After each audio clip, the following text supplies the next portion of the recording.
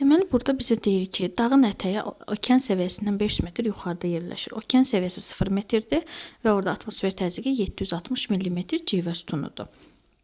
Və mənə deyir ki, zirvədə temperatur -4 Selsi və təzyiq 610 millimetr civə sütunudur. İlk növbədə gəlin dağın ətəyindəki təzyiqi tapaq ki, daha sonra təzyiq fərqi ilə məsafəni tapa bilək.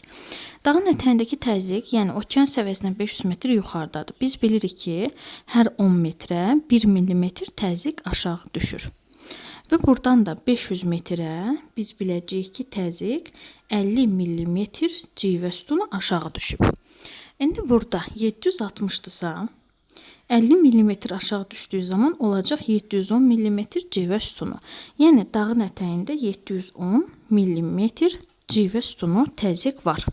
İlk öncə bunu tapırıq. Daha sonra təzyiq fərqini tapıb onu yenə bu qayda ilə məsafəyə çevirə bilərik. Bunun üçün 710-dan çıxırıq 610-u, eləyir 100 millimetr civə sütunu.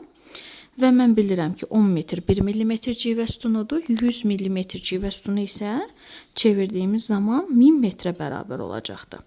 Əgər zirvədə temperaturu veribsə, mən ətəkdə temperaturu tapa bilərəm. Mən bilirəm ki, 1000 metrə temperatur 6 Selsi dəyişir. Zirvədən ətəyə doğru gəlirəmsə, temperatur artmalıdır. -4-ün üstünə 6 gəlirəm, eləyir 2. Deməli, ətəkdə temperatur -2 Selsidir. Vəssalam.